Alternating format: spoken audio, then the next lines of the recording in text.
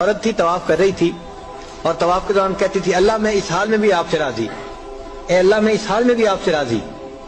تو ایک آدمی نے یہ سنا تو بڑا حیران ہوا، اس نے اس سے پوچھا کہ تو کیوں کہتی ہے کہ میں اس حال میں بھی آپ سے راضی، میں اس حال میں بھی آپ سے راضی؟ اس نے کہا کہ میں طواف ختم کر لوں گی نا تو میں تمہیں اپنا واقعہ سناؤں گی۔ چنانچہ اس عورت نے اپنا واقعہ سنایا کہ میرے 3 بچے تھے، میں گھر کے اندر ایک دن تنور پہ روٹیاں پکا رہی تھی تو میرے بڑے 2 بچے جو تھے وہ گھر میں کھیل رہے تھے کمرے میں، اچانک مجھے شور کی آواز آئی تو وہ کہتی ہے کہ میں نے جب شور سنا تو میں وہیں سب کچھ چھوڑ کے تنور پر آٹا روٹیاں تو میں کمرے کی طرف بھاگی۔ جب کمرے گئی تو میں نے ایک عجیب تماشا دیکھا کہ اس سے 1-2 دن پہلے میرے خاوند نے گھر میں بکری کو ذبح کیا تھا اور جس چھری سے بکری کو ذبح کیا تھا وہ اس نے کمرے میں رکھی تھی۔ تو میرے دونوں بچے کھیلتے کھیلتے ان میں سے ایک نے دوسرے کو کہا کہ تمہیں پتہ ہے کہ ابو نے بکری کو کیسے ذبح کیا تھا؟ تو دوسرا کہتے ہیں مجھے تو نہیں پتا۔ وہ کہتے ہیں اچھا آؤ میں تمہیں بتاتا ہوں کہ کیسے ابو نے ذبح کیا تھا۔ تو میرا درمیان والا بیٹا جو تھا وہ زمین پر لیٹ گیا اور بڑے لڑکے نے اس چھری کو اٹھا لیا۔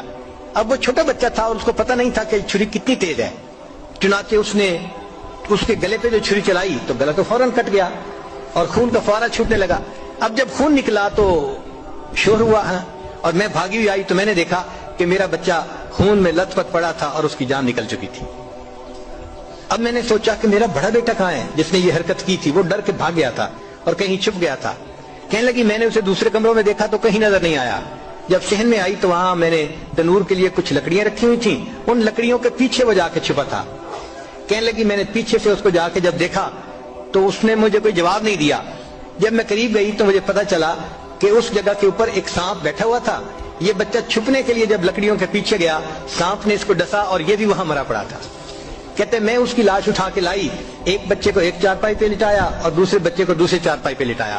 پھر اس کے بعد میں نے فیل کیا کہ میرا تیسرا چھوٹا بیٹا جو کرالنگ کرتا تھا، رینگتا تھا، وہ کہاں ہے؟ وہ مجھے نظر نہیں آ رہا تھا۔ کہنے لگی میں اٹھ کے جب جو ہے تنور کی طرف آئی تو میں نے دیکھا کہ اس نے کرال کیا اور وہ تنور کے اندر گر چکا تھا۔ تو میں نے اپنے زندہ بیٹے کو آگ کے اندر پورا جلتا ہوا دیکھا اور وہ بھی فوت ہو گیا تھا۔ تو میں نے تینوں بیٹوں کی لاشوں کو چارپائی پہ رکھا، پھر ان کو نہلایا، ان کو کفن دیے۔ جب تینوں کے جنازے ایک دن میں گھر سے نکلے تو میں عمرے کے ارادے سے آ گئی۔ اب میں طواف کر رہی ہوں اور اپنے اللہ کو کہہ رہی ہوں اے اللہ میں اس حال میں بھی آپ سے راضی ہوں۔